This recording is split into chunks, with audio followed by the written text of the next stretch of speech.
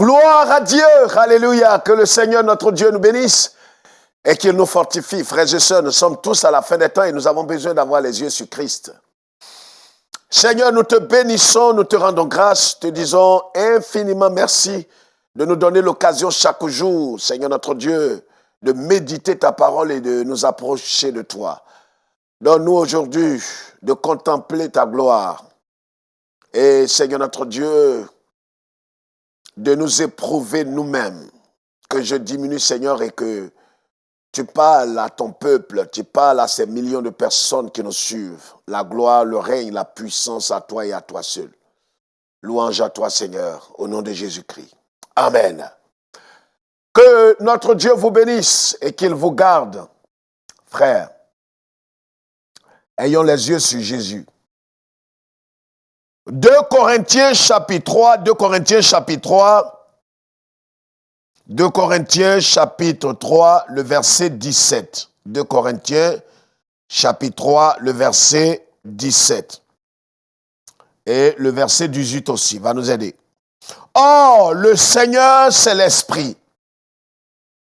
Et là où est l'Esprit du Seigneur, là est la liberté.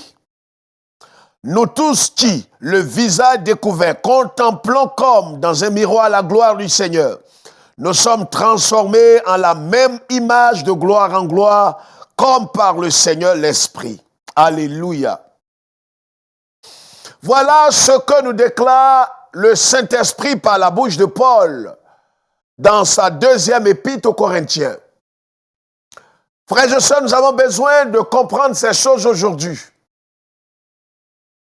La Bible dit, « Oh, le Seigneur, c'est l'Esprit. » Et le Seigneur Jésus-Christ l'a dit en Jean chapitre 4, que les véritables adorateurs ne pourront le faire qu'en esprit et en vérité.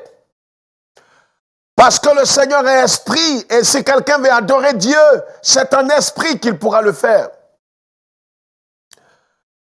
Un peu plus loin, Paul dira par le Saint-Esprit dans cette même épître, deuxième épître aux Corinthiens, il dira, si quelqu'un est en Christ,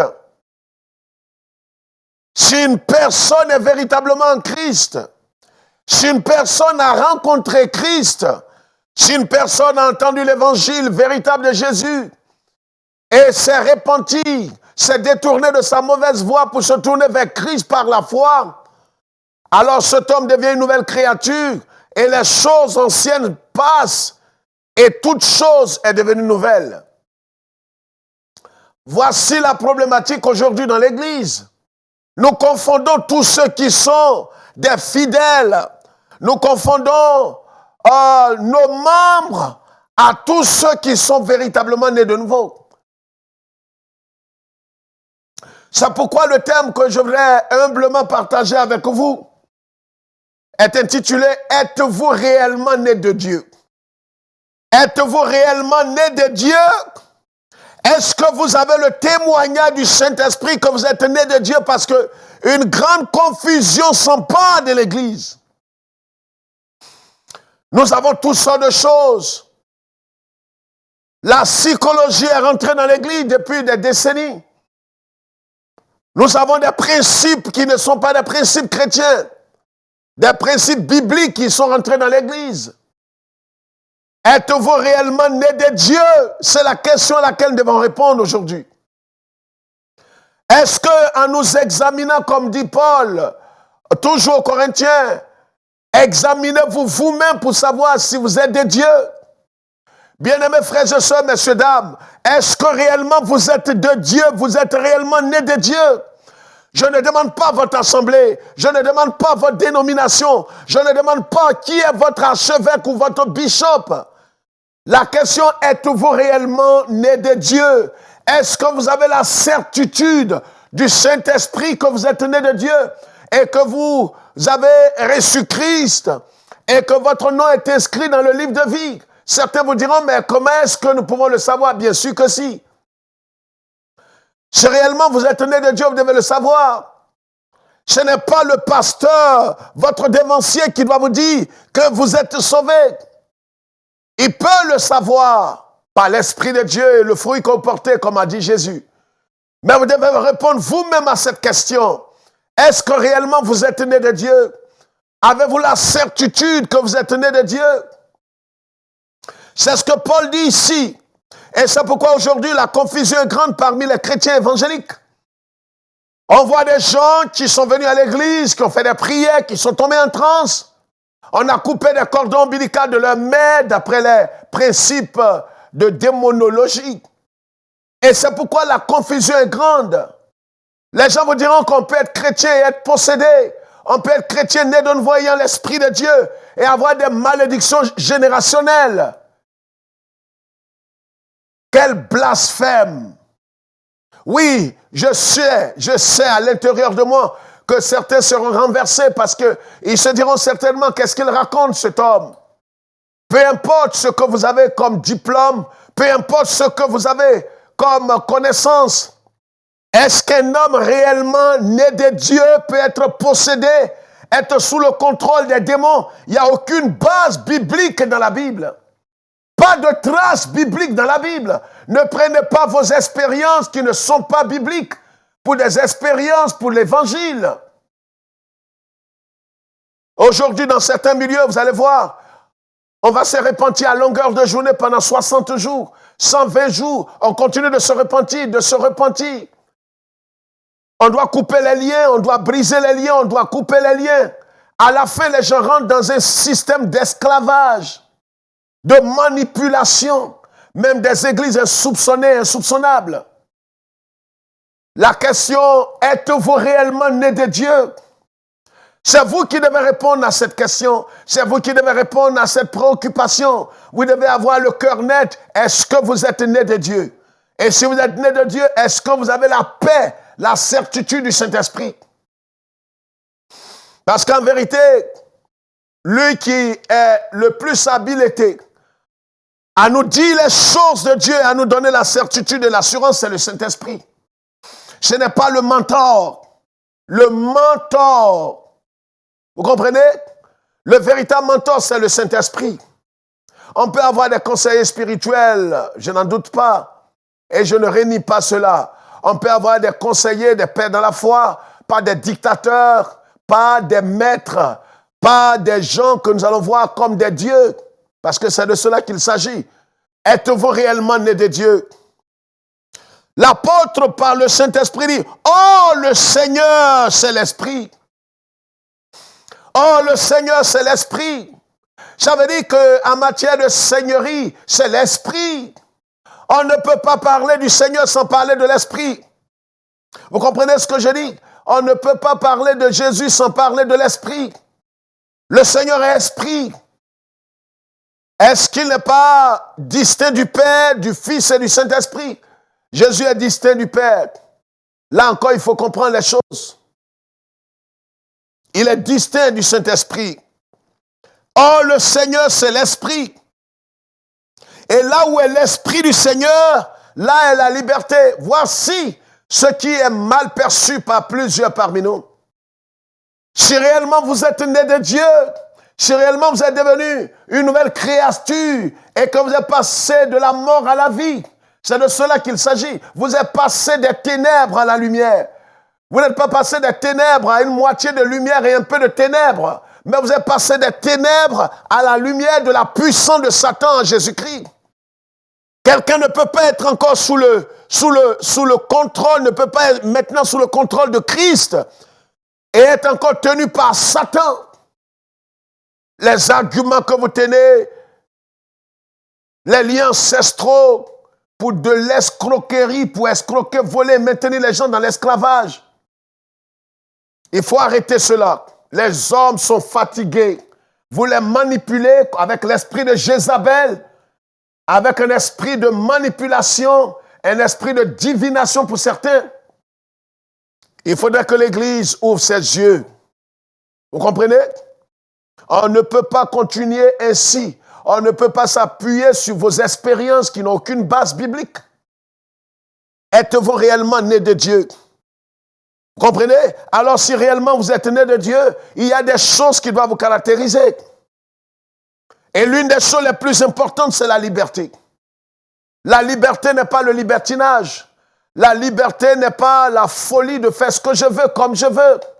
Non, dès l'instant où je suis à Christ, alors ça veut dire que je suis devenu une nouvelle créature et je suis devenu maintenant appartenant à Christ. Je suis quelqu'un qui appartient à une autre personne. Je ne fais plus ce que je veux. Je fais ce que le Saint-Esprit me dirige parce que maintenant je suis soumis au ministère de l'Esprit. Je suis soumis au ministère du Saint-Esprit. C'est lui qui fait son œuvre dans mon cœur. C'est lui qui va mettre à mort la chair et le vieil homme avec ma permission. Il faut que j'accepte de me considérer comme mort au péché au monde. Et c'est à ce prix que je peux vivre la résurrection de Christ. Si j'accepte de mourir, alors je peux expérimenter la résurrection de Christ. Il faudrait que nous comprenions ces choses importantes. Mais tant que je n'accepterai pas de mourir à moi-même, je n'accepterai pas de me considérer comme mort au péché, je ne pourrai pas expérimenter la vie de résurrection. Et cela, c'est le ministère de l'Esprit en nous. C'est l'œuvre de l'Esprit en nous. Ce n'est ni par la chair, ni par la force humaine. Vous comprenez, ne confondez jamais les œuvres de la chair et des démons qui vous tiennent captifs. Un chrétien né de nouveau, je le dis, en âme et conscience, avec toutes mes facultés en place, un homme qui est né de nouveau. La Bible dit ici, « Oh, le Seigneur, c'est l'Esprit. » Et là où se trouve l'Esprit du Seigneur, là se trouve la liberté. Alors dites-moi les théologiens, les farceurs qui les suivent, et tous ces hommes qui ont fondé leur doctrine sur des brides de la parole de Dieu, ôtés de leur contexte pour en faire des prétextes, pour escroquer, voler, violer depuis des années. Voilà ce que nous dit la parole de Dieu. Là où se trouve l'Esprit du Seigneur, là se trouve la liberté. Alors pourquoi est-ce que beaucoup prétendent avoir l'Esprit de Christ, avoir la pensée du Seigneur, avoir l'Esprit de Jésus-Christ, le Saint-Esprit, et ils n'ont pas la liberté. Ils sont possédés, ils sont liés, ils sont enchaînés. Or, la Bible dit, si le Fils vous a franchi, vous serez réellement libre. Si le Fils vous a franchi, pas si des commandements humains, pas si des doctrines humaines, pas si des traditions humaines vous affranchissent, mais si le Fils vous a franchi. C'est pourquoi la question, est-ce que vous êtes réellement né de Dieu? On peut faire ce que j'appelle la réforme. On peut se comporter comme des évangéliques, parler comme des évangéliques, imiter des langues comme des évangéliques, parce que certains milieux, on vient imiter des langues pour dire qu'on est baptisé dans le Saint-Esprit. C'est de la tricherie, c'est de l'idolâtrie, c'est de la bassesse. Est-ce que vous êtes réellement né de Dieu? Êtes-vous réellement né de Dieu? Avez-vous la certitude du Saint-Esprit? La Bible dit ici, là où se trouve l'Esprit du Seigneur, se trouve la liberté. Alors, pourquoi est-ce que plusieurs qui prétendent avoir l'Esprit de Christ, plusieurs qui prétendent d'être nés de nouveau, ne sont pas libres et sont encore en train de couper les cordons ombilicaux de leur mère ou leur père ou leur grand-père?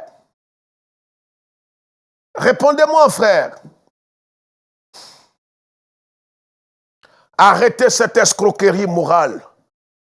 Arrêtez cette escroquerie. C'est du vol. Vous n'êtes pas sérieusement honnête. Exposez l'évangile aux gens. Vous comprenez? Et c'est pourquoi l'église est remplie des gens qui ont fait la réforme de leur vie. Ils parlent comme les évangéliques, ils marchent comme les évangéliques, ils s'habillent comme les évangéliques dans les milieux où on est dans l'esclavage et qu'on doit faire ceci ou cela parce qu'à partir de l'accoutrement extérieur, on dira de toi que tu es converti à partir de ton costume, ton foulard et tes bijoux et autres qui n'est. Alors on dira de toi, oh c'est des choses extérieures. Véritablement, si le cœur est circoncis, extérieurement on verra cela. Mais souvent l'extérieur est bien soigné, mais le cœur n'est pas circoncis. Parce qu'on est venu se faufiler dans la file, alors on s'identifie à tout ce qu'on a trouvé. On soigne l'extérieur, mais l'intérieur est pourri. On soigne l'extérieur comme les tombeaux, et l'intérieur est haussement desséché. Êtes-vous réellement né de Dieu? Vous devez répondre à cette question. Si vous êtes né de Dieu, l'un des signes majeurs, c'est la liberté. Vous comprenez? Vous ne serez plus assujetti aux démons. Vous ne serez plus assujetti aux liens ancestraux. Vous ne serez plus assujetti. Vous n'êtes pas libre parce que vous n'êtes pas affranchi par Christ. Vous avez été affranchi par la dénomination. Vous avez été affranchi par l'évêque et le bishop. Vous avez été affranchi par votre église.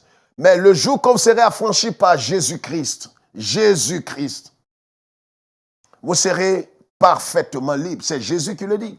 À moins que votre pasteur ou votre guide éclairé, illuminé, soit plus puissant que Jésus.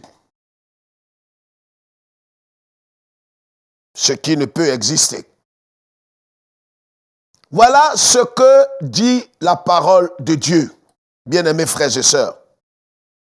Et la Bible va plus loin pour dire, si quelqu'un n'a pas l'esprit de Christ, il ne lui appartient pas. Or, là où se trouve l'esprit de Jésus, là se trouve la liberté. Il n'y a plus de condamnation pour ceux qui sont en Jésus-Christ. On peut être dans l'église, on peut avoir pris le baptême par immersion, sans être converti, sans être réellement né de nouveau. Alors quand on a baptisé ces impies, ces tombeaux blanchis, et que après on voit toutes sortes de choses, on se demande, ah, mais il est converti et les sorciers l'ont mangé, comme on le dit en Afrique. Mais il est converti, on l'a vu tomber en transe ici, il parlait en langue. Mais les sorciers l'ont mangé. Vous, d'où vous tirez ces idioties, ces mensonges? C'est des bassesses. Un chrétien véritable qui est réellement converti, qui a l'esprit de Jésus, il est devenu temple de Dieu. Et les sorciers peuvent le manger. Et aujourd'hui, ça, c'est un fonds de commerce pour plusieurs pasteurs évangéliques. J'atteste, je persiste et je signe, c'est du vol. Vous êtes des voleurs. Vous êtes des voleurs. Vous êtes des voleurs. C'est du mensonge, c'est du vol. C'est de l'escroquerie morale et spirituelle. Dis à un chrétien né de nouveau que les sorciers peuvent le manger parce qu'il n'est pas sous l'autorité du pasteur. S'il ne donne pas des dîmes, il ne donne pas une offrande de protection, une offrande de rachat, d'où vous tirez ces bêtises?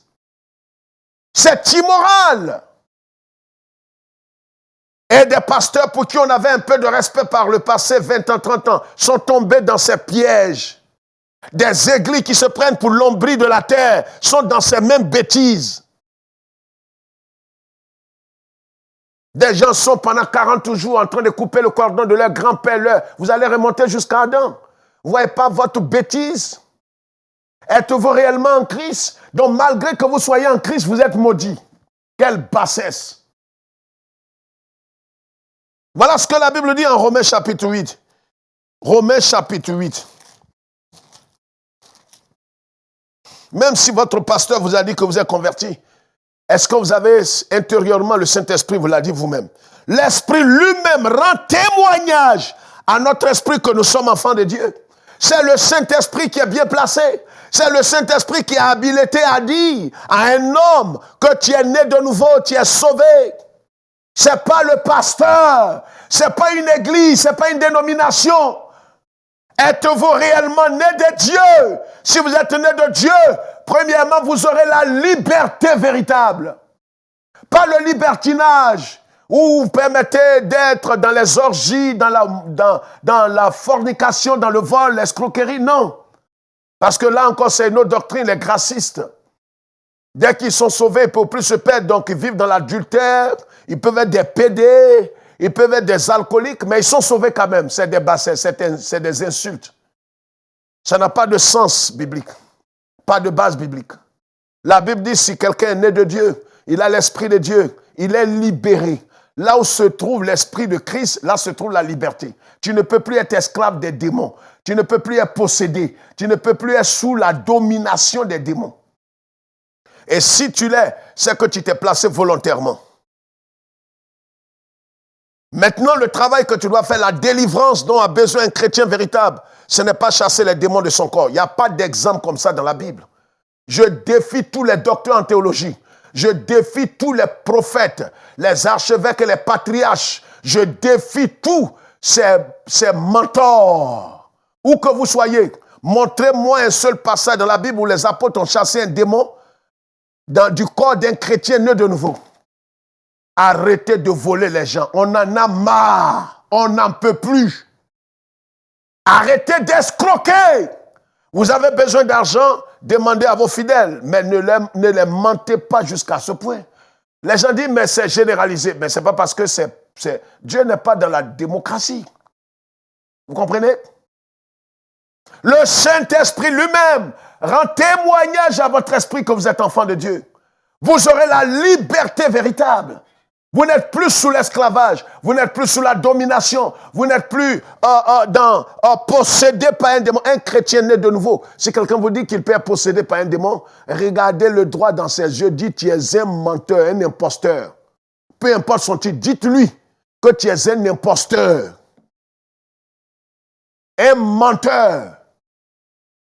On dit, mais tu es sous, il y a des hôtels qui te réclament. Quel hôtel? Moi, je suis en Jésus-Christ. Quel hôtel encore qui me réclame? Quelle malédiction de mon Père qui me suit encore, maintenant que je suis en Christ, né de nouveau ayant l'Esprit de Dieu. Ce que je dois faire maintenant, c'est délibérément, volontairement, par l'Esprit de Dieu, à ne plus me soumettre au désir de la chair pour ne pas retomber encore dans l'esclavage. C'est ce que l'apôtre Paul conseille. Mais dans la Bible, vous n'allez pas voir. C'est pourquoi je défie ces docteurs en théologie. Montrez-moi un seul passage dans le Nouveau Testament où les apôtres ont chassé, expulsé des démons du corps d'un chrétien né de nouveau. Arrêtez votre escroquerie. Vous en avez fait. Je crois que vous avez un peu d'argent maintenant après avoir volé pendant des décennies. Arrêtez maintenant. Les gens sont fatigués. Ils n'en peuvent plus. Vos cordons ombilicaux que vous faites 40 jours de temps, arrêtez ça. Des sectes évangéliques. Nous avons des sectes parmi les évangéliques. Et ils se réclament de la porte du ciel. Ils sont les plus éclairés parmi les plus ignorants. Vous comprenez? Un Jean, ils sont sortis du milieu de nous, mais ils n'étaient pas des nôtres, car s'ils eussent été des nôtres, ils se seraient demeurés avec nous, mais cela est écrit afin qu'ils fussent manifestés que tous ne sont pas des nôtres. L'apôtre Jean dit cela. Il dit, ils sont sortis aujourd'hui, on voit tout ça. On dit, mais c'est un chrétien. On l'a vu parler en langue ici, on l'a vu prophétiser, il est tombé en transe. Mais c'est un pasteur, comment il est possédé maintenant? Regardez qu'il est possédé. Soyez intelligents, soyez intelligents. Ils sont au milieu de nous. Mais ils n'ont jamais été de nôtres. Ils n'ont jamais reçu la nature de Christ, l'esprit de Christ, l'esprit de Christ. Parce que là où se trouve l'esprit de Jésus-Christ, là se trouve la liberté. S'il est encore possédé, il est encore esclave du péché, esclave du sexe, il faut se demander s'il a l'esprit de Jésus. Vous comprenez? S'il a l'esprit de Jésus, la Bible s'explique par elle-même. 2 Corinthiens 3, 17 dit, là où se trouve l'esprit de Jésus, là se trouve la liberté. Alors si quelqu'un est encore en train de couper les cordons ombilicaux parce qu'il prend le tête de Lazare, Lazare est mort, on l'a attaché, mais qu'il est ressuscité, arrêtez ça. Arrêtez. Vous-même, vous savez que ça, c'est un passage pour escroquer, manger et voler. Ça n'a pas de base biblique pour chasser les démons du corps d'un chrétien né de nouveau ayant l'Esprit de Dieu. Bien-aimés frères et sœurs, la question, êtes-vous réellement né de Dieu? Si vous êtes né de Dieu, alors vous n'êtes plus esclave du péché, vous avez la liberté véritable, vous n'êtes pas possédé par un démon. Arrêtez ces idioties et ces mensonges par ces vendeurs d'illusions avec l'évangile de prospérité, l'évangile maçonnique, qui vous fait croire que quand bien même que vous êtes chrétien, né de nouveau ayant l'Esprit de Dieu, vous pouvez être influencé encore par les eaux, par les liens ancestraux, et tant qu'on n'a pas délivré, on ne vous a pas délivré, chassé les démons générationnels, couper les cordons ombilicaux, c'est un monde d'escrocs. Et je défie tous ces hommes après ce message. Montrez-moi un seul passage où les apôtres ont chassé des démons du corps des chrétiens nés de nouveau. Si vous ne pouvez pas, alors ayez l'honnêteté. Si vous avez bâti votre église sur cette escroquerie morale, cette doctrine de démons, alors il faut démolir votre église, libérer les gens. C'est un cri de cœur et c'est très sérieux. Que Dieu nous bénisse et que le Seigneur nous aide. Je lance un appel vibrant à tous les chrétiens dans toutes les nations. Ouvrez vos yeux, ne vous laissez plus berner Peu importe la grosseur de la dénomination, peu importe la grandeur et le titre que porte cet homme, examinez toutes choses, comme la Bible dit en Acte 17, les Béréens. Ils examinaient tout ce que les pasteurs disaient à la lumière de la parole de Dieu. Examinez toutes choses et ne devenez pas esclaves des hommes. Nous sommes à la fin des temps, les imposteurs sont plus que les élus. Et ils sont au milieu de nous, mais ils ne sont pas des nôtres, ils ne sont pas de Christ, ils n'ont pas l'esprit de Jésus. Et ils vont vouloir vous enseigner des doctrines de démons, des doctrines du New Age, des doctrines de loges maçonniques, comme l'évangile de prospérité. Même si vous voyez des gens aux États-Unis qui sont hyper riches, qui enseignent ce message, éloignez-vous d'eux. Que Dieu nous bénisse et que Dieu se souvienne d'Israël et de Jérusalem. Le temps de garder sa lampe allumée est arrivé. Levez-vous et barrez le chemin à ces imposteurs, peu importe la grosseur et la grandeur de leur ministère. Quittez-les. Si vous devez rester seul pour crier vers Dieu, faites-le. Que Dieu vous bénisse. Nous vous aimons, mais le Maître vous aime par-dessus tout. Shalom.